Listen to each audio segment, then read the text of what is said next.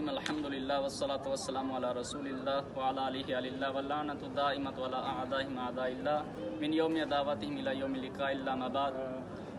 ائمہ علیہم السلام جو ہیں وہ طی الارض کے مالک ہیں، یعنی ایک ہی وقت کے اندر پلک چپکنے سے پہلے وہ زمین کو سمیٹ کر ایک ہی وقت میں ایک جگہ سے دوسری جگہ پر جا سکتے ہیں۔ نہ صرف یہ بلکہ ان کے اصحاب جو ہیں وہ بھی اس صلاحیت کے مالک ہوتے ہیں۔ بالخصوص امام زمانہ علیہ السلام کے حوالے سے ملتا ہے کہ جو ان کے اصحاب ہوں گے 313 وہ طی الارض کے مالک ہوں گے، اور اسی کا ہم واقعات دیکھتے ہیں۔ خود امام محمد تقی علیہ السلام ان کا ایک معجزہ ملتا ہے کہ انہوں نے کس طرح سے ایک شخص کو ایک مکان سے دوسری جگہ پر بھیجا طی الارض کے ذریعے۔ اسی کو نقل کرتا چل دوں، روایت ہے، روایت کے اندر منحل بن علی کہتے ہیں کہ لقیت محمد ابن علی علیہ السلام بسر من رآ، کہ میں نے امام محمد تقی علیہ السلام کو سامرہ میں دیکھا۔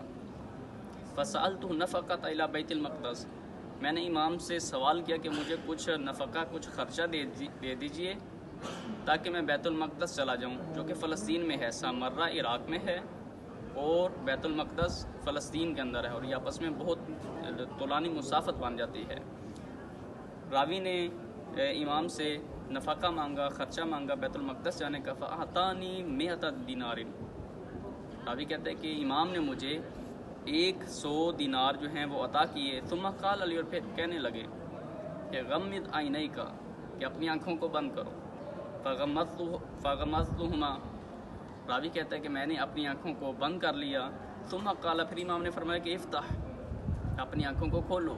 فاذا انا ببیت المقدس تحت القبہ، میں نے جب اپنی آنکھوں کو کھولا تو میں اپنے آپ کو اچانک سے پاتا ہوں کہ میں بیت المقدس میں قبے کے نیچے، جو کہ گنبد ہے، بالکل عین نیچے میں کھڑا ہوا ہوں۔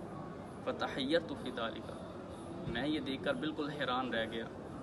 اور یہ امام محمد تقی علیہ السلام جو ہیں ان کے کمالات میں سے ایک یہ کمال ہے کہ وہ خود نہ صرف یہ کہ یہ صلاحیت رکھتے ہیں بلکہ دوسروں کو بھی پہنچا سکتے ہیں، اور یہ جو صلاحیت ہے طی الارض کی، یہ تو امام زمانہ علیہ السلام جو ہیں ان کے اصحاب میں بھی پائی جاتی ہے۔ خداوند متعال جو ہے ہمیں امام زمانہ علیہ السلام کے اصحاب میں شمار فرمائے۔